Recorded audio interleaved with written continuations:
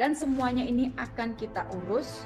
Satu, kita ingin minta klarifikasi mengenai masalah proses penguburan di laut, apakah sudah sesuai dengan ketentuan ILO.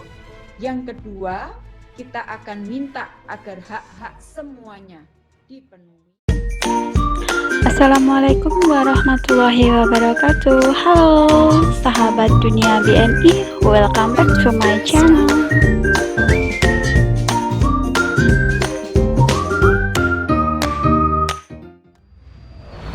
Di dua kapal tersebut, yaitu 15 WNI yang terdaftar di kapal Longsing 629 dan 20 ABK yang terdaftar di kapal Longsing 606.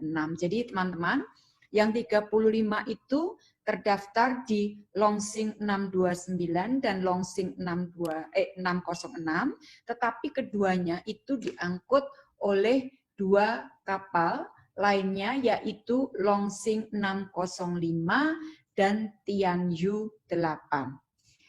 Ya, jadi cukup jelas ya teman-teman.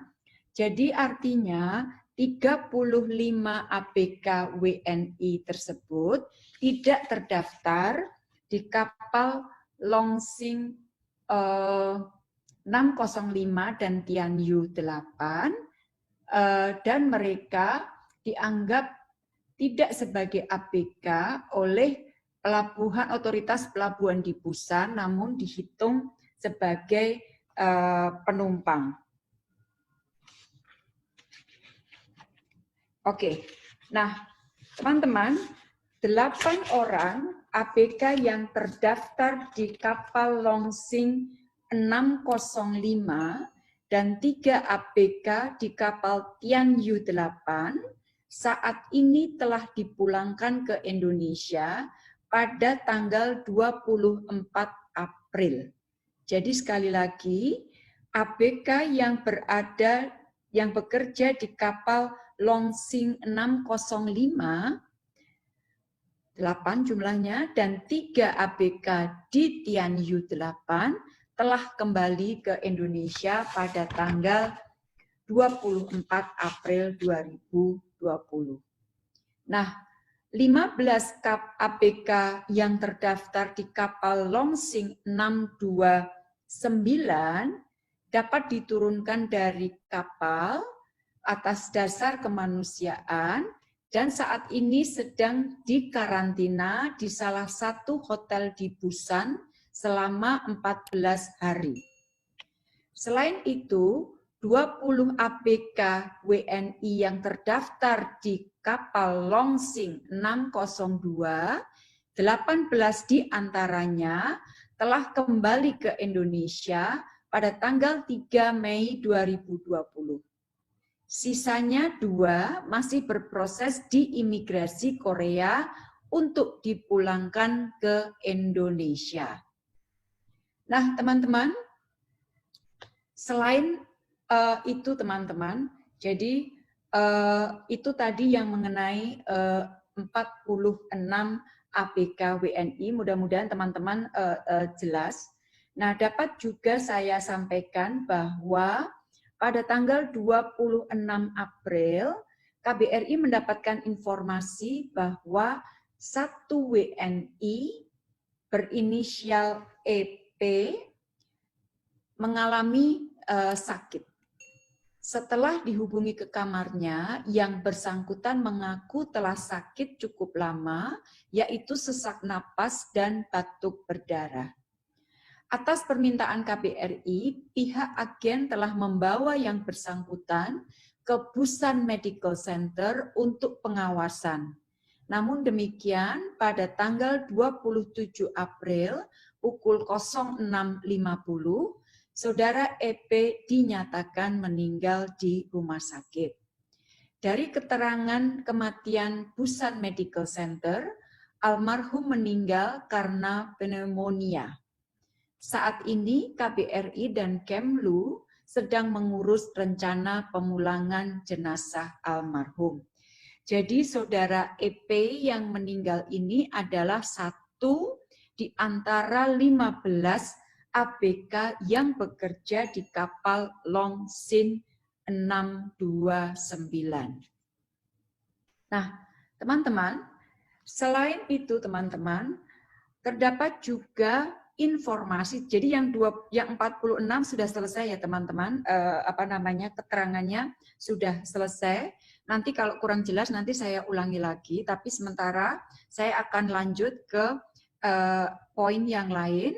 Selain yang 46 orang tadi, kita juga mendapatkan informasi meninggalnya ABK WNI di atas kapal dan jenazahnya sudah dilarung atau dikubur di laut. Istilah bahasa Inggrisnya burial at sea. Nah, ini kita peroleh dari pernyataan tertulis kapal Tianyu 8 dengan informasi sebagai berikut. Ini informasi detailnya, teman-teman. Tanggal 26 Maret, almarhum saudara AR Alfa Romeo sakit dan dipindahkan dari kapal Longxing 629 ke kapal Tianyu 8 untuk dibawa berobat ke pelabuhan. Kondisi almarhum kritis dan pada tanggal 30 Maret 2020 pukul 7 pagi, almarhum meninggal dunia. Jenazah almarhum kemudian dilarung, garis miring dikuburkan di laut lepas pada tanggal 31 Maret 2020 pada pukul 8 pagi. Dari informasi yang diperoleh KBRI, pihak kapal telah memberitahu pihak keluarga dan telah mendapat surat persetujuan pelarungan di laut dari keluarga tertanggal 30 Maret 2020. Pihak keluarga juga sepakat untuk menerima kompensasi kematian dari kapal Tianyu 8. Jadi itu kasus lain dari 46 WNI yang menimpa saudara kita dengan inisial AR yang meninggal, kemudian sudah dikuburkan di laut, sudah atas persetujuan keluarga, dan keluarga juga sudah sepakat untuk menerima kompensasi. Nah, ada kasus lain yang terkait dengan kematian 2 awak kapal WNI yang sedang berlayar di Samudra Pasifik. Dia juga dari kapal Longxing 629. Jadi semua ABK yang meninggal itu berasal dari Longxing 629. Satu yang tadi meninggal akhirnya di darat, di Busan saat ini. Satu saudara AR yang meninggal tanggal 30 Maret. Yang sekarang adalah 2 warga negara kita yang meninggal pada saat sedang berlayar di Samudra Pasifik dan jenazahnya sudah dikubur di laut atau dilarung di laut pada Desember 2019.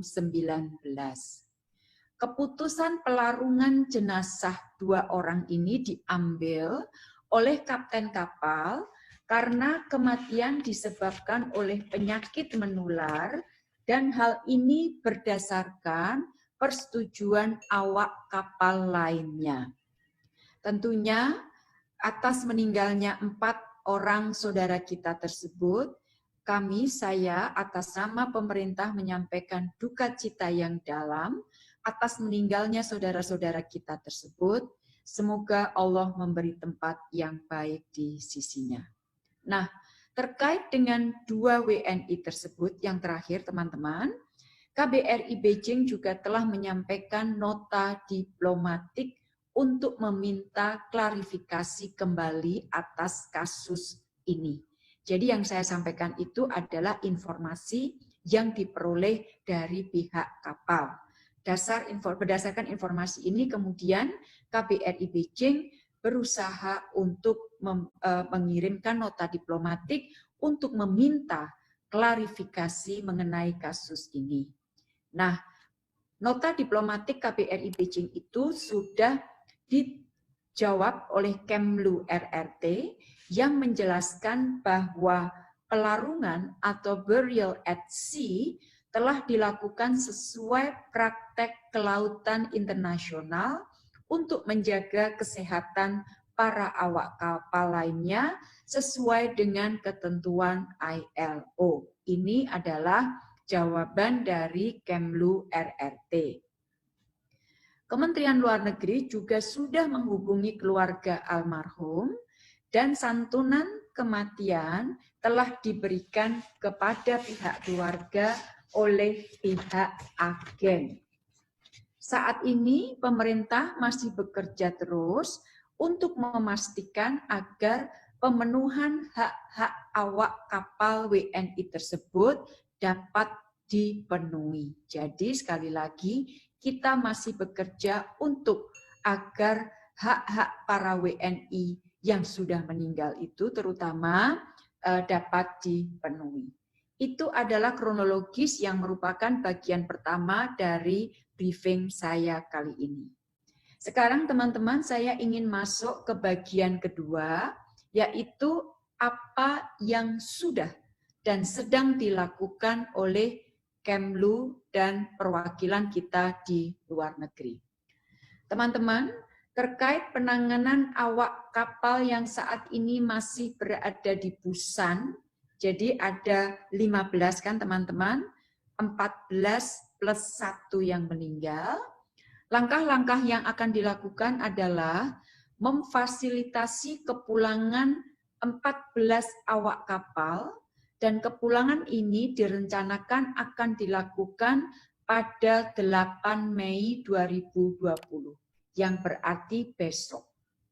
Selain itu, KBRI juga terus berkoordinasi untuk memfasilitasi kepulangan almarhum E, yang tadi satu, yang direncanakan juga akan dipulangkan besok pada tanggal 8 Mei 2020. Nah, terkait dengan penyelidikan lebih lanjut terhadap kapal Longxin dan Tianhu, langkah-langkah yang akan dilakukan adalah satu, meminta Coast Guard Korea untuk melakukan investigasi terhadap kapal Longxin dan Tianhu. Hari ini teman-teman, 7 Mei, KBRI Seoul sedang mendampingi 14 awak kapal WNI di Busan untuk diambil keterangannya oleh pihak Coast Guard Korea. Jadi saat ini tim dari KBRI Seoul sedang mendampingi 14 awak kapal kita yang sedang diminta keterangannya oleh pihak Korean Coast Guard. Selain itu teman-teman, pada hari ini Kementerian Luar Negeri juga telah melakukan pembicaraan dengan Dubes Tiongkok di Jakarta untuk menyampaikan keprihatinan pemerintah Indonesia atas permasalahan ABK WNI di kapal Tiongkok. 3 pesan utama yang disampaikan Kemlu dalam pembicaraan dengan Dubes Tiongkok di Jakarta adalah pertama, terkait dengan pelarungan atau penguburan di laut atas 3 kru Indonesia, pemerintah Indonesia kembali meminta klarifikasi dan mendapatkan informasi yang valid apakah penguburan tersebut sudah dilakukan sesuai dengan standar ILO. Yang kedua, pemerintah Indonesia menyampaikan keprihatinan atas kondisi kehidupan di kapal yang tidak sesuai dan dicurigai telah menyebabkan kematian 4 awak Indonesia, yaitu yang 3 tadi meninggal di laut dan 1 meninggal di rumah sakit di Busan. Hal yang ketiga yang kita sampaikan kepada Dubes Tiongkok di Jakarta adalah meminta dukungan pemerintah Tiongkok untuk membantu pemenuhan tanggung jawab perusahaan atas hak para awak kapal Indonesia, termasuk pembayaran gaji yang belum dibayarkan dan juga kondisi kerja yang aman. Jadi kita juga meminta agar pemerintah Tiongkok membantu kita, membantu pemerintah Indonesia untuk meminta pertanggungjawaban dari perusahaan agar hak gaji awak kapal kita dipenuhi dan kondisi kerjanya dapat ditingkatkan menjadi lebih baik. Nah, terhadap 3 poin tersebut, Dubes RRT di Jakarta menyampaikan hal-hal sebagai berikut. Pertama, akan menyampaikan 3 pesan tersebut ke Beijing. Yang kedua, menyampaikan duka cita dan simpati yang mendalam kepada keluarga ABK WNI yang meninggal dunia.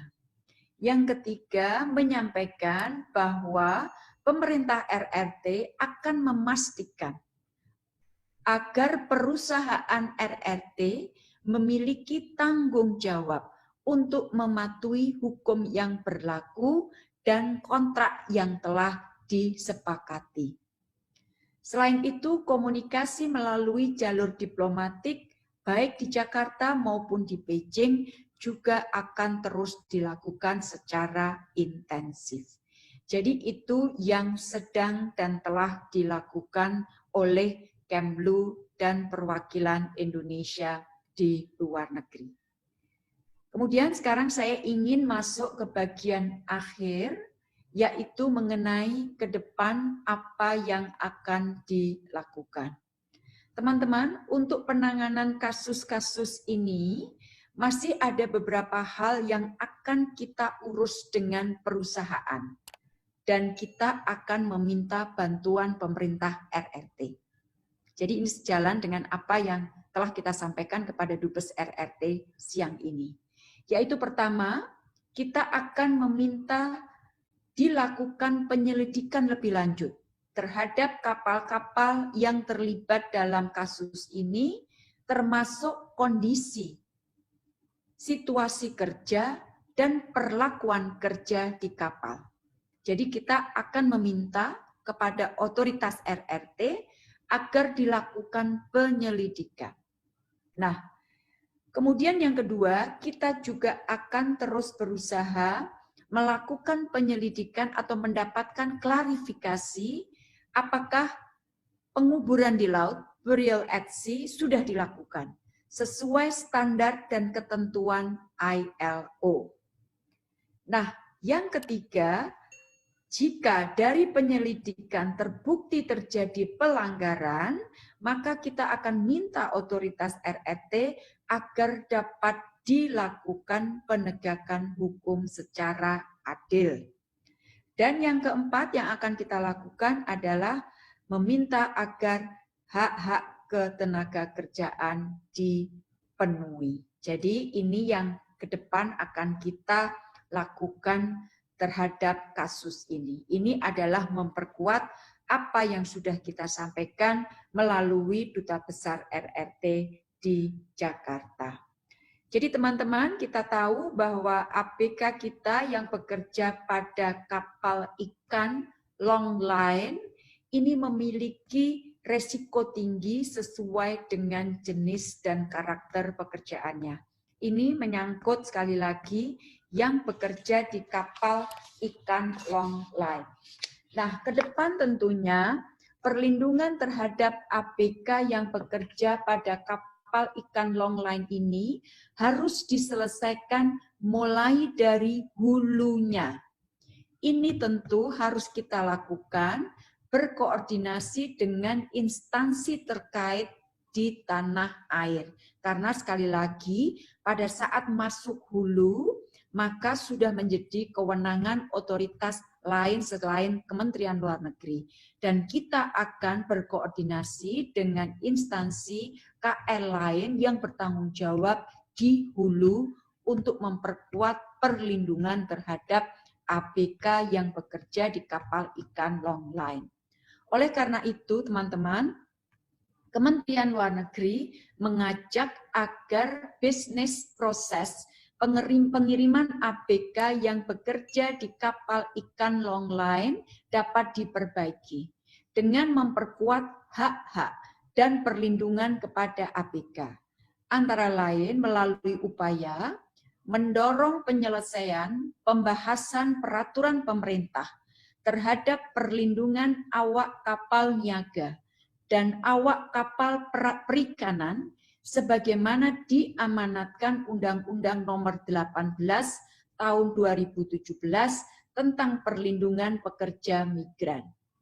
Yang kedua, kita mendorong pengawasan lebih ketat terhadap penyusunan perjanjian kerja laut antara awak kapal dengan pihak pemilik kapal, sehingga tidak ada klausul yang merugikan hak-hak awak kapal. Yang ketiga, mendorong penegakan hukum terhadap pihak-pihak yang memberangkatkan awak kapal tanpa melalui prosedur. Pemberatan hukuman perlu dikedepankan atau pelaksanaan hukuman perlu dikedepankan berdasarkan Undang-Undang Nomor 21 Tahun 2007 tentang tindak pidana perdagangan orang. Selain itu teman-teman, di tingkat internasional, aturan internasional yang mengatur ABK pada kapal ikan ini sangat terbatas sebagai informasi teman-teman. Berbeda dengan kapal niaga yang ketentuannya secara rinci diatur oleh Maritime Labour Convention. Jadi sekali lagi teman-teman, kalau kapal niaga aturannya sudah jelas karena ada secara rinci diatur di Maritime Labour Convention, sementara untuk awak kapal yang bekerja di kapal ikan longline, ini belum ada atau masih sangat terbatas aturan-aturan internasional yang mengaturnya. Dan ini juga akan menjadi fokus diplomasi kita ke depan untuk mendorong adanya norma hukum internasional untuk mengatur perlindungan bagi ABK yang bekerja di kapal ikan tersebut. Jadi itulah teman-teman yang dapat saya sampaikan. Intinya, di hulu kita akan melakukan kerjasama dengan instansi terkait agar sekali lagi dilakukan pengawasan yang ketat terhadap penyusunan perjanjian kerja agar hak-hak para ABK kita terlindungi. Kemudian di hilir, kita berusaha untuk melindungi WNI kita. Tadi saya sudah jelaskan termasuk pemulangan yang 14 orang, 1 orang yang sudah meninggal, dan kita bekerja sama dengan otoritas Tiongkok agar dapat dilakukan investigasi terhadap 4 kapal tersebut, utamanya untuk mendapatkan informasi mengenai masalah pelarungan. Kemudian yang kedua, memastikan agar hak-hak ABK kita dapat terpenuhi. Jadi itu yang dapat saya sampaikan teman-teman pada sore hari ini. Mungkin mudah-mudahan cukup jelas ya teman-teman ya, karena ini panjang banget, mudah-mudahan teman-teman jelas. Saya sebenarnya udah menggambar, tapi I don't know whether you can see it or not. Bisa lihat nggak? Siapa yang bisa bicara? Kirim melalui foto, karena ini adalah coretan tangan saya, tetapi secara inti mungkin teman-teman bisa bisa lebih jelas dari keterangan ini. Jadi ini menyangkut 46 WNI awak kapal ikan longline ya teman-teman ya.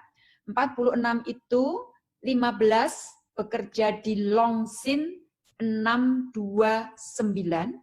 1 meninggal di darat, saat ini sedang berada di rumah sakit, akan dipulangkan jenazahnya pada tanggal 8 Mei. Yang 14 juga akan kembali pada tanggal 8 Mei. Itu kasus 1 di kapal Longsin 629. Kapal yang kedua adalah Longxing 605. 8 WNI sudah kembali 24 April. Kapal ketiga Tianyu 8. 3 WNI juga sudah kembali 24 April.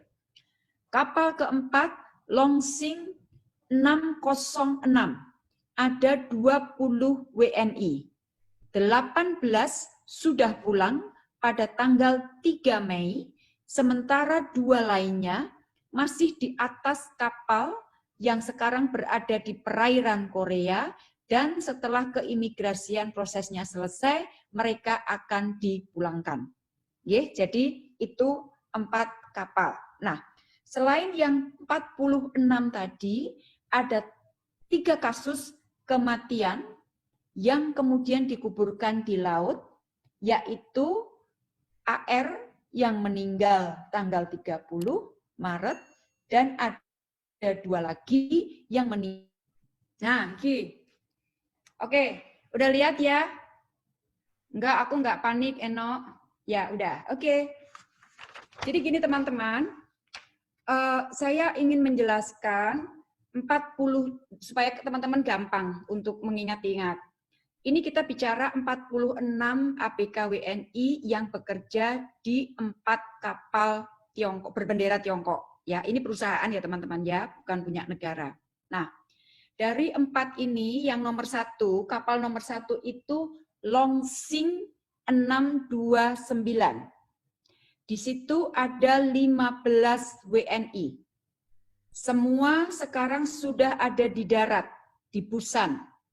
1 meninggal, 14 masih sehat. Semuanya akan kembali besok tanggal 8 Mei. Oke. Yang nomor 2, kapal Longxing 605. Isinya 8 WNI, maksudnya 8 WNI bekerja di kapal Longxing 605. Sudah kembali ke Indonesia 24 April. Kapal ketiga, Tianyu 8. 3 ABK bekerja di Tianyu 8 dan juga sudah kembali pada tanggal 24 April. Kapal keempat, Longxing 606. Terdapat 20 WNI ABK bekerja di situ. 18 sudah kembali ke Indonesia tanggal 3 Mei. 2 masih di atas kapal, berada di perairan Korea, sedang diurus keimigrasiannya. Jika sudah selesai, maka mereka akan dipulangkan ke Indonesia.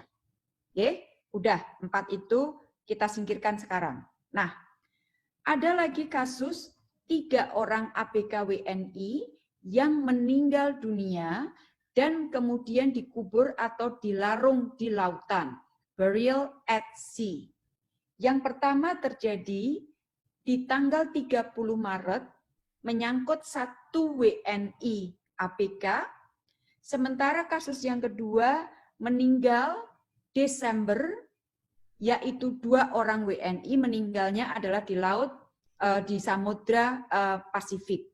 3 orang WNI tersebut dilarung, dikubur di laut, burial at sea, dan 3-tiganya berasal dari kapal pertama tadi, Longxing 629. Jadi jelas nggak teman-teman, 456 plus 3 yang sudah meninggal, dan semuanya ini akan kita urus. 1, kita ingin minta klarifikasi mengenai masalah proses penguburan di laut, apakah sudah sesuai dengan ketentuan ILO. Yang kedua, kita akan minta agar hak-hak semuanya dipenuhi. Yang ketiga, kita juga akan meminta otoritas Tiongkok untuk melakukan penyelidikan terhadap 4 kapal tersebut. Apabila kemudian ditemukan adanya pelanggaran, maka kita minta agar penegakan hukum dilakukan. Semuanya ini kita lakukan dalam konteks untuk meningkatkan perlindungan kita terhadap WNI. Itu yang ada di hilir, sementara di hulunya kita juga akan bekerja sama dengan instansi terkait. Jadi itulah teman-teman, saya kira sudah jelas semua, nggih. Oke, kalau sudah oke, berarti saya akan resmi pamit dengan teman-teman. Selamat ngabuburit, selamat berbuka puasa. Nanti jangan berbuka puasa sekarang, masih ada sekitar 2 jam baru berbuka puasa. Jangan lupa stay healthy, stay strong, stay united. Thanks for watching and see you next video. Wassalamualaikum warahmatullahi wabarakatuh. Bye bye.